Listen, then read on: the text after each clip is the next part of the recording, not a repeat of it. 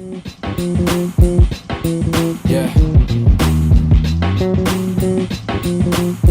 Yeah, it's L.I.R.A. Yeah, it's L.I.R.A. Check 1 2. Yo, see, I was told that what you want, you gotta take it. It'll never be given. Universe listens, pay attention. What exactly you dishing? Create a vision you could live in. Been wishing upon a star like a cricket, itching for Bentleys and fitteds. Benjamin's food that's exquisite, said it was written. Nitty gritty stuff. Sounds good. So are we all good? All right. Shall we begin? Sweet, yeah. Let's do it. Let's do Today on the Underground Podcast, we have L.I.R.A. How you What doing, up? man? Good, man. Feeling blessed. How about you? I'm feeling blessed too. It's a good day, a nice Sunday morning. Yes, it is. It's always good. So you don't live too far from here, right? Nah, literally like 7 minutes away from here. Okay, so Yeah, how long have you been out in Oxnard for? Shit, man, since I was like 8. Since you were like 8? Yeah, I'm 29 now.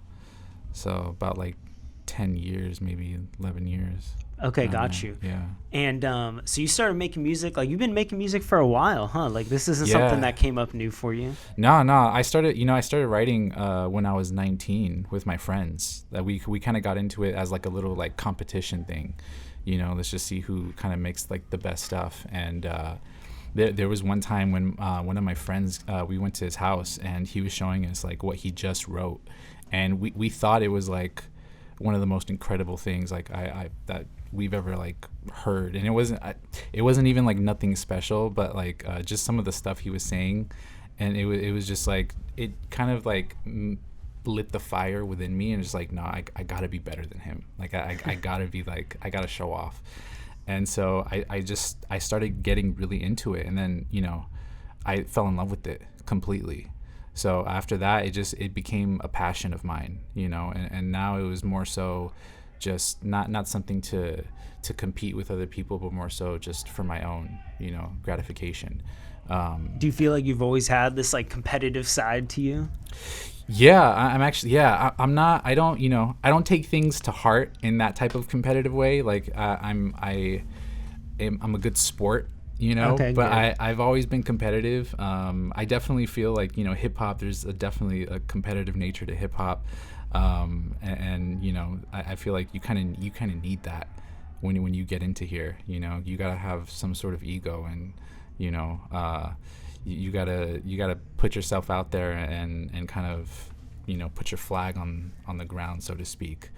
So like you take me for, or I take you for like just a very chill, like non-egotistical guy. Do you like have to find that ego within you and try to bring that out? Is that something you try to do when you're in the studio or writing or anything like that? Honestly, dude, like I feel like that comes from the soul. Like I honestly feel, because I'm super down. I feel like I'm down to earth. I feel like I'm super chill. I try to be, calm most of the time. Not that I have like some type of like anger issue or anything like that, but like, I felt like, I think in the beginning, what I felt was my ego. What I felt was, I have to, be more confident, or, I have to be more aggressive or whatever, I can't come off a certain type of way. But I've always felt that it's kind of always in you, it's just another part of your soul, I feel, kind of expressing itself. Absolutely. So let's take it back to where we first met each other, bro. So I met you, I was just happened to be over at Record X with Mind Off, who is obviously an artist from issue 2. And we met you there, and it was just good vibes right off the bat. Like, Yeah. What do you remember from that day? Dude, I was so fucking nervous. Like, I remember we had just finished I just finished recording a song, and it was a song that I actually played for you guys when you guys came by. And Mind Off was just casually, I don't know what we were talking about, but he just casually mentioned like, oh yeah, and then we got the people from 805 magazine coming up. So this should be a good opportunity for you to meet them. I had no idea you guys were gonna come. He didn't tell me until right then. And I didn't say anything, but in my mind I was like super excited, because I heard so many good things about you guys.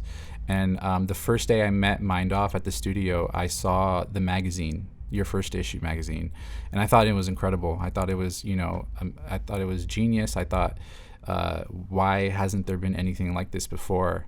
And so I was very, interested in meeting you guys, and you guys are super cool. Like from the get-go, I felt that you guys are super genuine, and I'm glad we met. Honestly, not even for this, but just as a friend. I feel like you guys are really good people. I really I always love that energy from you guys. So thank you. You as well. And like, it's cool. It was really dope meeting you there that day too, because kind of what I've realized and what everyone should know is like Record X is like, it's like a hub for just like 805 up and coming artists, like 24/7 in there. Alec is grinding, and there's just new people coming through all the time on their Instagram now. They're tagging people, taking photos, really like having a strong social media presence for it, which is good because they need it, because it's such a dope spot. And anyone that comes in there and works with Alec is just like in good hands, Right. What was the first time that you ended up linking up with Mind Off?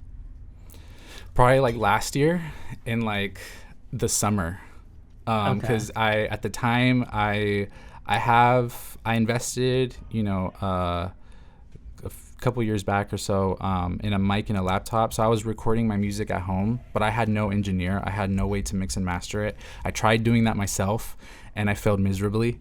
And it's such a long, tedious process. Honestly, I was just like, you know what? Let me go find a studio to record in, because I feel like these songs are just collecting dust. I gotta put some stuff out there. And I ended up finding record studios after calling a few places and just asking about their pricing and stuff like that. And that one, there was not a lot of record studios at the time during when the pandemic was still fresh that were still open, except for like just 3. And that one was the only one that called me back. And the guy basically gave me Mind Off's number, the owner of the studio, and he was just like, hit him up. His name's Alec. Just tell him that I sent you, and he'll let you know about everything. And so I called him, and super chill guy. He really nice on the phone. And after that, made an appointment, and that was when I saw the magazine, and I met him for the first time, and really great dude. Really great. He really dude. is. He's an awesome guy. Like, he is. Like when you're working with them, it's great. When you're just kicking it with them, it's great. Like we had the opportunity to go kind of spend a day with him, film like a little vlog documentary. Met his girlfriend, met his cat. Yeah. And it was good vibes. He's really dope. Do you feel like your music has leveled up since you went to Record X and met with Alec? Yes, yeah, definitely. I actually, the songs that I recorded, those are songs that I feel were kind of, besides the one that I showed you, I feel like the other ones were kind of just throwaways. I have like songs that I'm saving for like the project and stuff that I feel is really good. Since then I've been continually writing and stuff like that, so I'm constantly improving. And I've learned so much going to a studio, like personally, and working with someone. It's so different from doing it by yourself, such a different process, and just the just different recording techniques, and we tend to feed off from each other, and I think that's fantastic. It helps each other grow in whatever it is that they're doing. Sometimes he'll tell me, oh, maybe you should say it like this, or maybe let's redo this, or maybe I'll tell him, oh, I don't think this works, let's try it this way. And so it's such a great creative process, and it's such a fun experience working with someone, especially someone who you work well with, because I feel like that's so important as a rapper working with an engineer or a producer.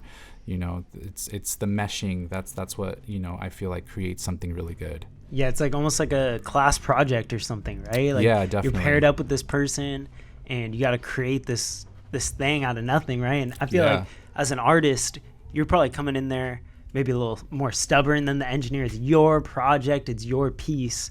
Are you find yourself as somebody who's like open to criticism and can workshop well with an engineer? Yes, I definitely am. Dude, you have to be, because like that's the only way you're gonna improve on any level, of whatever you're trying to do. Even if it's just writing, just owning your craft, you have to put yourself out there, see what people are saying, and then just kind of build off that. Obviously, you have to, be confident in yourself, and you have to believe in yourself and what you're doing. But, it's good to have an open mind, and it's good to be open to other people's opinions and stuff, because I feel like other people can add value, and if you don't see that, you can really miss an opportunity for growth. Yeah, absolutely. So you mentioned an upcoming project, right? So you don't have that much music out right now on platforms that people can listen to. What can we expect soon? Like, what is this project? When do you think it's going to come out? Dude, I don't want to say too much on the project, but it's going to be something like I've been working for quite some time. Like how long? Dude, I swear this got to be like something I've been working on since I was 19, basically. Like, even just on a subconscious level, I've kind of been preparing for this. And the one thing that I want people to kind of take out of this is I want to be known for storytelling. Obviously the lyricalness of the music, that's something very important to me. But I want to be able to, make people feel, because I feel like that's such a underrated thing. I feel like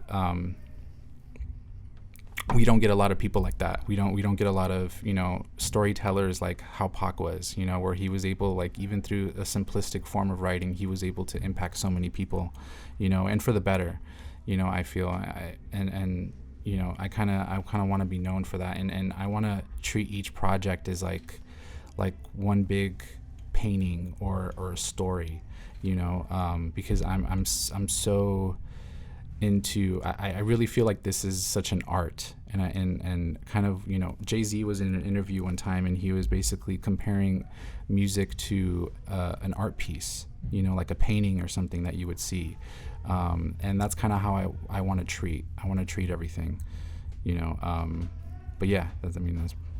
And is Alec the one who's engineering pretty much the whole project? Yes and no. I mean, I'm definitely open for other people to, collaborate and stuff. I don't really have a set engineer. He's coincidentally, though, he's just been the person I've been going to because he works at the studio and stuff, and we work well together regardless.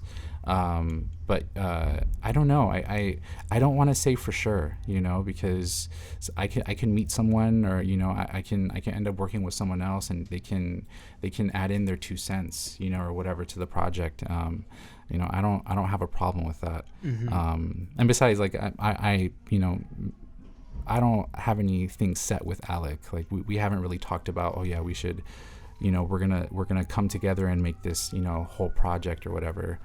It's just something that's kind of been happening, By rolling up to Record X, it just happens. Yeah, it just happens, man. Yeah, but that's literally the only place that I feel is such a, it's the only place that I can go to, just for my budget, and just because I work well with him. So absolutely. Okay, so I know you say you don't want to leak too much about this project, but I'm gonna ask you a couple things here. Okay. Like, what stage in the album are you right now? Like, I got most of the tracks done. It's just about recording. Okay, yeah. Got you. So you've recorded just like at your home. Like, is that your process? Do you throw down like a rough draft at home, then take it to the studio and refine it? Pretty much. And if I'm not recording at home, I'm just practicing, like, over and over and over again. That's part of my process when I'm writing a song. I literally, as I'm writing it, I'm repeating everything over and over and over again, and then that's how I tend to, like, memorize everything pretty quick. Okay, got you. Yeah. Have you ever performed live before? I have. You have? Yeah. Where was that? When was that? Dude, my first performance was at this bookstore at the Thousand Oaks Mall. It was like an open mic thing, and dude, like, I invited like a bunch of people and nobody came. And it was like such a chill event. Like, my mom was there, and my girlfriend was there, and my sister, so that was cool. But that's the big three. That's all you need, right? Yeah, definitely. Yeah, the three most important women in my life definitely came through, and I appreciated that. And yeah, it was a fun experience, and I also performed at Ventura College too. Okay. When was that? That was like 2 years ago. This was like pre-pandemic. Yeah. Actually, no. This might have been last year in January, like right before. Okay. Yeah, this was in January. So that was the last time I performed. And what kind of performer are you? Like, you're very chill. I feel like just calm, collected guy. Do you get a little more hyped, or what can we expect from a L.I.R.A performance? You know, I think it just depends on the song. I think if the song kind of if it's a hype song, like I definitely like get hype. If it's more something that I kind of just I want people to feel it and I want to make like a statement, I'm more so like the J. Cole type where I'll just kind of sit on a bench or sit on a stool and just bars. I mean, bars. maybe not sit down, but like just I'm just trying to focus on putting it out there. You know what I mean? Absolutely. Yeah. So are you excited to get back into some performances this year? I miss it. You miss it? Yeah, I miss it so much. It was such a high for me being up there, and it's such a great experience. I remember the first concert I've been to, it was a J. Cole concert, and this was when he dropped Friday Night Lights, the mixtape. Wow. So this was like in the beginning of his career, and I just remember seeing him and just kind of absorbing everybody else's energy at the time, and it was just such an amazing thing. And I remember thinking to myself, I need to do this. You know, I need to do this. This is like my calling. And the first time I performed, I was like not nervous. I was nervous in the beginning, like before the actual performance, but it was such a great experience, you know, and I miss it tremendously. That's funny that you say that, because my first hip hop concert ever was J. Cole as well. Like I was not into music, or I was just really into like rock music, not into hip hop at all. And my homie just like bought me a ticket to the For Your Eyes Only tour at the Forum in like probably like 2016, probably, probably 2016. I was just blown away. Like that man is a magician, bro. Like yeah, he's awesome. He's one of your influences, one of your favorite artists. Yeah, he definitely is, man. He definitely is. He made a big impact in my life. And then people like Blue from L.A. I don't know if you heard of like Dirty Science, Exile. You should definitely check them out. I don't think Blue gets enough recognition as a lyricist. But he definitely was. I love the poetry aspect of music and the writing process. And I think that's what I think when you really get into that and not just the technicalities of it, I really feel like that can be such a great combination. Because I feel like that's what J. Cole is. He puts poetry and lyricism, you know, mixed with like storytelling and stuff. And it just like that type of stuff really just like moves you. You know, that's why he makes such meaningful music. It's like there's like some sort of like Pac vibe to that. Absolutely. You know what I mean? So you said that kind of a big goal of yours is to be a storyteller, right? That's what you want to do through music. Now, like a common thing in the journalism world is, does everybody have a story? That's like a common, just like journalism theory, college question type thing. Right. Do you think that everybody has a story that's worth telling? Yes. Heck yeah. Everybody's got a super interesting story. And it's a story that I'm pretty sure, you know, everybody can relate to in some way or form or another. You know, I think that's the beauty about everything, and about meeting new people, you know, because to me, I really love learning about people in general, because to me, everybody's fascinating. You know, just how they got to this point, you know, who they are as a person and why they're like that. I think it's very beautiful. And I think, I think everybody is, you know, unique, but also they carry something that I feel like if people got to know them, like they can definitely relate to this person, even if it's like they feel like they're the complete opposite, you know, of that person. Do you feel like you're a relatable person? Like who would relate to you? What is the ideal L.I.R.A fan? I'm like that introvert that never fit in with everybody, that had a hard time talking to people, you know, that was mostly shy, and I always wanted people to accept me. You know, I always had that wanting to fit in with society, you know, and at the same time, you know, I want to help people, and I feel like a lot of people feel lost in this world, and a lot of people don't know who they are, and I feel like I was like that for sure, 100%. And I kind of want to have people know like they're not alone. And so you're saying like you're using this in the past tense, like I was. Do you feel like you've hit something new that like in the past few years you've changed, you found yourself? Dude, like my spirituality, like, I think that's when everything changed. When I started getting into meditation, I started learning more about myself, and I did a lot of healing. It took years, but the thing with me is that when I get really into something, I put my heart into it and I put everything into it. So I was really obsessed. I had a certain goal in mind when I started meditating and stuff. I feel like for anybody that wants to get into meditation and they feel like they're not good at it, it takes practice, one, but you have to have an intention. It's one thing to just sit there and just kind of relax and, do your breathing exercises and whatnot, but it's kind of, meditation is a vehicle, and if you don't have a destination to go to, you're not really going to get anywhere with it. But for me, that's what really helped me grow as a person, and reading books and stuff like that. A lot of self-education, a lot of self-development books. That's what really helps me, man. And so like at what point in your life did you kind of turn this new leaf and start gravitating towards spirituality, meditation? Was that like mid-20s? No, that was like when I was like 20. I was like 20. Okay, so before that, did you grow up a spiritual person? Were your parents spiritual? Kind of, yeah. I grew up religious. My parents were Catholic. I was raised Catholic, and we would go to church every Sunday. But religion, first of all, I never want to say anything. I never want to talk down on religion, just because it helps a lot of people, and to each his own,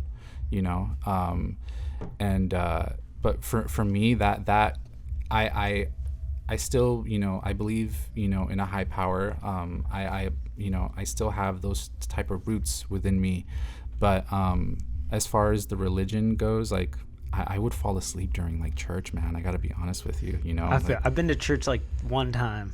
Yeah, and it wasn't the most fun thing in the world, but it is relaxing. Man. Like I have my own. I'm not a huge fan of religion. Like I think it causes a lot of negative things to happen in the world, more than positive, in my personal opinion. But church was relaxing. I will say that it was like a calm hour and a half. Yeah. I feel you on that, bro. Too relaxing, if you ask me, man. So like what were you like as a kid? What were you like in middle school and high school? Dude, I was so fucking awkward. You're so an awkward guy? Dude. I was this chubby kid in elementary school. I get picked on so much. For what? Just for being fat and awkward. That's literally it. Like, people just did not like me, and I had trouble making friends. And there's this one friend who I'm actually still good friends with. Shout out to Alfredo. I met him first, and he kind of brought me under his wing, and he introduced me to other people who I kind of grew up with along the way. We all lived like in the same neighborhood and everything, so it was so dope. But I remember constantly trying to like fit in and always like following the crowd, but I was not like, I was just not a confident person at all. Nothing like how I feel like I am today. Even in high school, even like literally this lasted till like even like in the beginning of college, like first year of college. I was just so socially awkward. I did not know how to talk to people. I didn't know myself. I didn't love myself. I didn't like who I was. And yeah, man, it was just like, it was bad. But turned over a new leaf. You're a confident guy. Like, I definitely see that. So where did you end up going to college? When?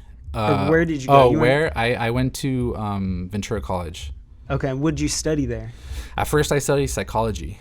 I was very fascinated about the mind. I still am, but I wanted to get into like neuroscience.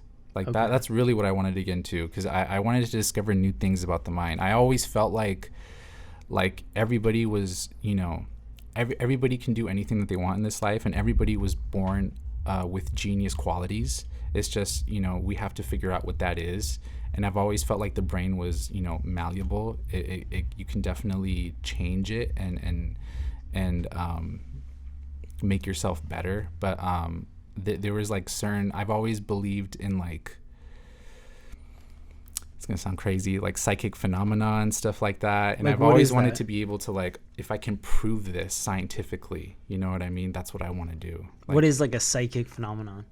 I don't know, like ESP, like telekinesis, like stuff that people would consider maybe like science fiction. But I truly believe that it's 100% real, but you have to develop it, and it takes a lot of practice, and it's really a lot of mental unraveling, because it takes a lot of like reprogramming too. It's not as easy as just meditating. You have to go through, a big process, and I don't want to get into that either, because I'm not a professional or anything, but that's just my opinion. All right. Yeah. Well, okay, so right now you're 29, right? Yeah. 29, living in Oxnard. What is like your typical day? Like, can you run me through just like a classic L.I.R.A routine? It's boring as fuck. Honestly, dude, like I literally, I wake up, I do like affirmations, I meditate, I read, I go to work, I work on music, sometimes during work when I got like free time and stuff. If literally I'm not at work, I'm at home working on music or doing something other like productive, or I'm with my lady. Like that's really all I do. Like I don't go out a lot. I don't party. I'm mostly like a hermit. I'm such a recluse. And I just kind of do my own thing. I think those people make for the best musicians, Yeah, man. Those like really socially like inept people. Like I think there's something about those people, man, that's just like, I don't know. It's so weird. So are you a type of person that's listening to music all day, every day, throughout the day? Yeah. I think so. What kind of stuff like are you listening to right now? What is big on your playlist? A lot of different stuff. Like I listen to different genres.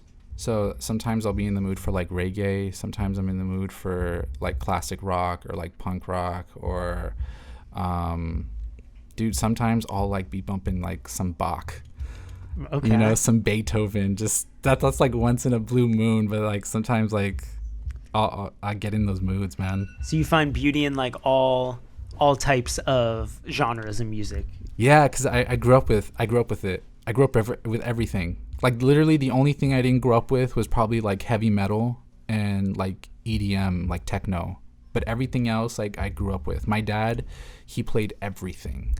Like he'd just be playing it in the house and stuff, in the car? Like super loud. Like Saturday mornings, I would just hear him playing like anything from mariachi music to like Queen or like AC/DC or like Diddy, like Biggie, like just different stuff like that. And at first I was like a little bit embarrassed, like hearing like some of the stuff he would play, and then like after a while, when you grow up, that tends to grow on you and stuff. So I appreciate that, and I'm really glad that he introduced me to different genres, because I feel like that's really important to kind of expand your mind to all these different things. You don't want to just be kind of stuck in one thing. I feel like that also as a creative, that gives you a lot more ideas, and you kind of expand your horizons creatively by doing that. That's awesome. So your ethnicity is Mexican, right? Yeah. And do you speak Spanish? Poquito. Okay, got you. Because I don't speak Spanish, unfortunately. I did 4 years of it in high school, right? But I wouldn't really know much.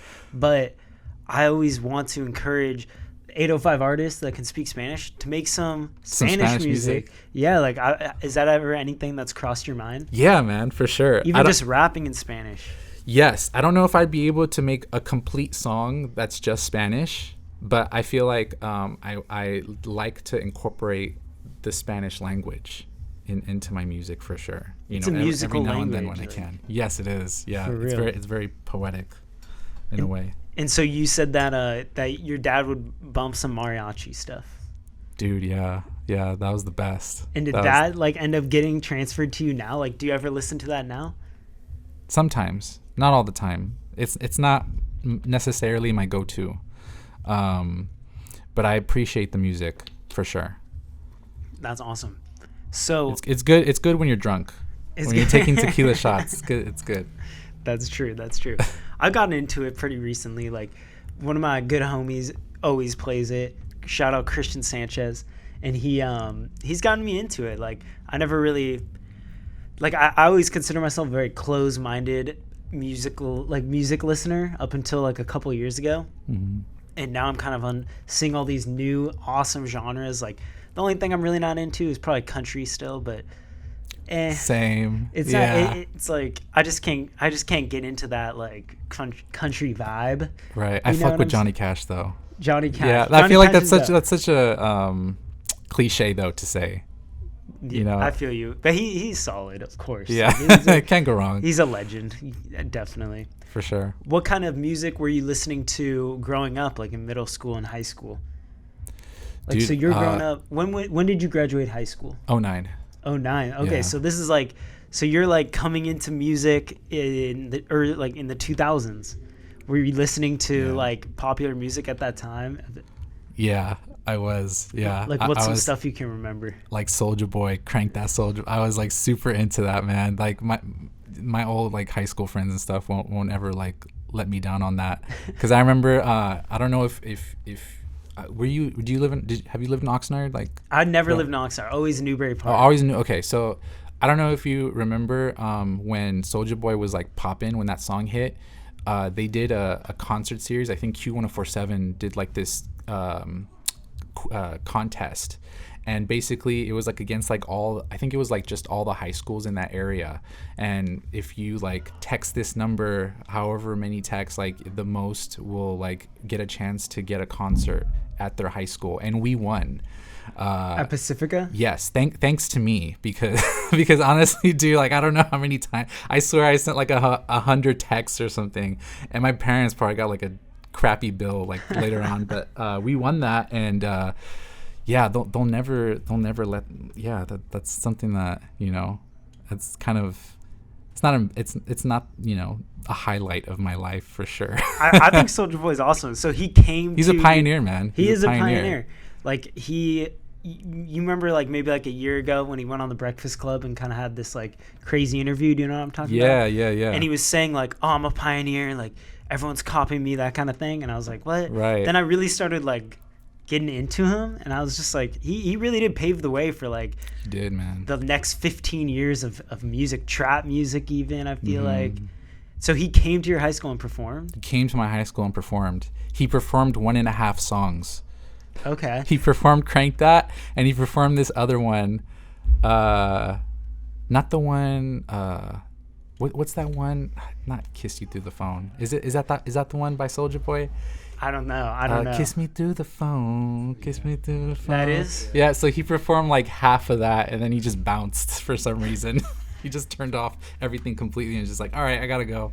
I wonder how that was set up. Like, the high school was totally chill with just Soulja Boy coming through? Dude, the high school was like, it went bananas.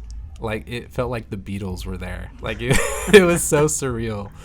That's crazy. Yeah, man. And so, okay, so did that maybe inspire anything in you to like, oh, I want to be a performer, I want to do this? Not in that moment, no, because I was made fun of for being a fan of Soulja Boy in that moment. Was he like not cool at the time? Like, not to my friends. Okay, gotcha. Yeah, they were just talking shit about me the entire time. I was literally like in the front row, Soulja Boy, oh my god. No, like honestly, that I think what made me want to do performing was J. Cole. That J. Cole concert, that really made an impact on me, for sure. But I see, in high school, I wasn't planning to get into rap. That wasn't even in my mind, you know. I didn't really even appreciate hip hop. I feel like really like get down to like the history of it and stuff like that until maybe like I was 17, 18 years old. So maybe towards the end of high school, after high school. That's when I really started getting into like the pure craft of it, because before then I would just be listening to it, you know, not really paying attention to like the lyrics or anything like that. I loved a lot of West Coast stuff, so I listened to like Bone Thugs, to Pac, to like, you know, even like Biggie, like, you know, a lot of really old school 90s rappers, but mostly like gangster music and stuff like that. But you know that when I after, and then during high school I was into like a lot of like the radio hits, a lot of radio stuff from you know, from that. Like radio hip hop stuff. Yeah, you know, like when Sean Paul was popping, you know, like shake that thing. Okay, that's some classics, like that type of stuff. Like I was really into a lot of club stuff. And then my friend Jackie at the time, he showed me Lupe Fiasco, and I started listening to that, and I was like that opened my eyes to like what people would consider like conscious rap or something, you know, a little more, you know, lyrical oriented and substance oriented music. And then after that, I that's when I really started. I got into like, I'd get discographies from like different artists, like KRS-One. I listened to like literally every person I could think of in hip hop. I literally would go into their catalog and just listen, pay attention. You know, just pick apart different things and use it as inspiration as to like how I want to improve, you know, and kind of like just like J. Cole would talk about, like I literally used to print out lyrics from songs that I really loved and just study them a lot, you know, and I was like so obsessed. Like it was a crazy thing. And like what time would you say this is, like in mid-20s? That part, no, that was like, again, I was like 18, 19 years old. Starting to get into that's when things. I really, because that's when I started getting into like writing and stuff. So that's when I started paying more attention to like the lyrical part of it, you know, the substance part. Do you still do that today? Are there any like new drops that you listen through, take apart lyrics? All the time, man. I love hip hop, you know, that it's always been, you know, I'm still obsessed with it. And you know, everything new that comes out, I'm such a student, you know, I'll still take my time and I'll listen to it, and I'll pick apart everything. And what's cool about like the Apple streaming, they have like an option to view the lyrics of the songs, and so that's really cool. Like before, I'd have to go on the internet, you know, to and Genius like print them out. and look it up. Yeah, but now I can literally just like, as I'm like listening to it, just look at that, and that's pretty cool. So what are some albums or songs or projects that came out in the last like month or so that has been impactful for you? Oh man, month or so? Maybe 2021. I don't know. It's hard to remember. Not honestly. so far in 2021. Not something that really just made me like, oh man. We should be getting a new J. Cole album this year. Yeah. New Kendrick. Yeah, that's true. I can't wait for that. I know. Can't wait for that. Real. Are you a big Kendrick guy? I'm a big Kendrick guy. I'm a big lyrical guy, you know, in general. JID's, you know, Jid's new project is going to be really, really dope. I'm looking forward to that too. Yeah, just, you know, few people here and there for sure. 2020, was that when Electronica's album came out? I believe so, yeah. That one really kind of made an impression on me too. I know a lot of people gave him flack for that one because it wasn't Act 2 or Act 3 that was supposedly going to come out, and then that later got leaked, and I was like, okay. But I always liked Jay Electronica. He influenced me a lot just because of his storytelling and how he envelops like fairy tales and stuff like that into like his, and a lot of spiritual stuff too. So that him honestly, like a lot of people made a really great impact on me, but I think he's like one of the big ones because of that, because he was talking about stuff that I've always wanted to talk about in my rhymes and stuff like that. But yeah. So with this project that's coming up, what is like some of the subject matter that's on it? Like, are you bringing out your spiritual side on things? Yeah, I'm gonna bring out some personal stuff that's happened to me. Obviously, some spiritual stuff, just because that's what I'm really into right now. The storytelling, I think, is gonna vary from like stuff that's just happened to me personally, to stuff that I care about, to stuff that just has nothing to do with my life. It's just a story, you know. It's just a piece of art or whatever that I want to, you know, have the listener experience. It's just a little bit of that, you know. But you know, eventually, you know, I wanna start doing things with like different themes, like have it like a complete whole, like you're looking at one art piece, you know what I mean, in its entirety. Like that's how I want to make each project. And then obviously, you know, like my rapidy rap stuff. So you'll still get down on some rap shit, huh? That's essential. Because the first time I ever heard your music, it was some crazy rap shit. That's the song that you played for me. Dude, and Michael. That wasn't even like me like a showing off type of a thing. That's something that I wrote for my lady that I'm planning to release. I don't know if in the project or just something, you know, on the side. That's so crazy, man. It was dope stuff.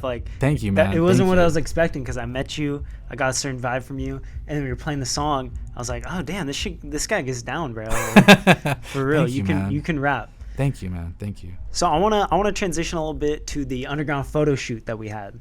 So was that your first time meeting every artist there? Had you met anyone else before that's in issue 3? No, that was my first time meeting everybody. Yeah, that was my first time. Everybody was cool there. Everyone was cool, right? Oh man, so much love for everybody.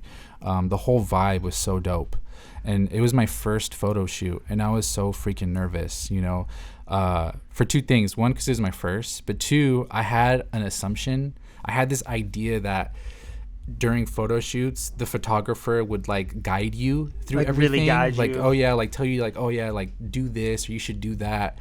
There's nothing like that at all. Like they literally throw you in the pool, and you just gotta hope for the best, basically. And that's kind of also what I tell Louisi, who's doing a lot of the photos, because he can direct people and stuff like that. He does that, but I kind of don't like him doing that for the magazine. Right. I just like throwing people in a random situation, like a telephone booth, right, or on a motorcycle, which are some of my favorite photos, by the way. I love that shit. But that was fun. I love just seeing how the artist brings out their own character, you know, like some people, they're just straight faced the whole time. Some people are really getting into it. You had some nice photos. Oh, thank you, man. Yeah, I was like awkward in the beginning, I felt, but then like later on I got like really comfortable, for sure.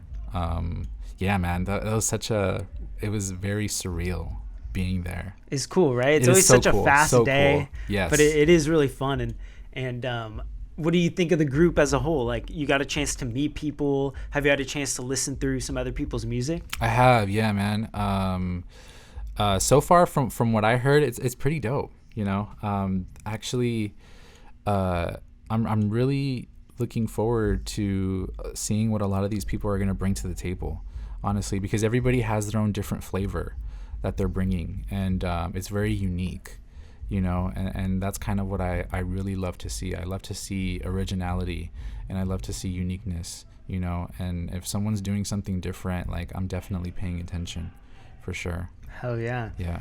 Well, bro, I just want to end it by asking, I know we got this project coming out. Is there any sort of time frame that you can give me? I honestly want to release this like mid-year, like at least during the summer. Okay. I don't have a set date, even though I feel like I should, but the project is almost done, you know, and there's going to be some singles that I'm going to release beforehand. And these singles, most of them, I feel they're going to be available on all platforms. Okay, for awesome. Sure. Yeah. And do you think you'll get maybe some music videos done? I want to, man. Yeah. You should hit up our guy Bing's Visuals right here. For sure, dude. Yeah, dude. I was watching your stuff on Instagram. Super good, man. Yeah, super good, bro. Yeah, man. I love meeting people who are very passionate about what they do, you know, because it shows. It definitely shows in their work. Oh yeah, for sure. And so would you consider this project that's coming up your debut album? Yeah. It's your debut. I think the so. first in the catalog. Much, yeah, dude. That's awesome, bro. Super exciting. Do you have anything else coming out in March, April, May that we can look out for? Yeah, a couple singles for sure. All right, yeah, awesome. For sure. Sweet. All right, bro. Well, I think that's just about it, man. I appreciate you coming through and doing this. This is good vibes. Good catching up with you. Hey, thank you so much, Andrew. I appreciate everything, man. Hell yeah. Underground Podcast with L.I.R.A. Check out his music. Check out his gram. What's your gram? It's L.I.R.A_1. All right. You can also always go to the underground one and just find him that way. Yes, for sure. Hell yeah. Thank you, bro. Hey, thank you, brother. Yeah. Yeah, it's L.I.R.A. Yeah, it's L.I.R.A. Check 1 2. Yo, see, I was told that what you want, you gotta take it. It'll never be given. Universe listens, pay attention. What exactly you dishing? Create a vision you could live in. Been wishing upon a star like a cricket, itching for Bentleys and fitteds. Benjamin's food that's exquisite, said it was written.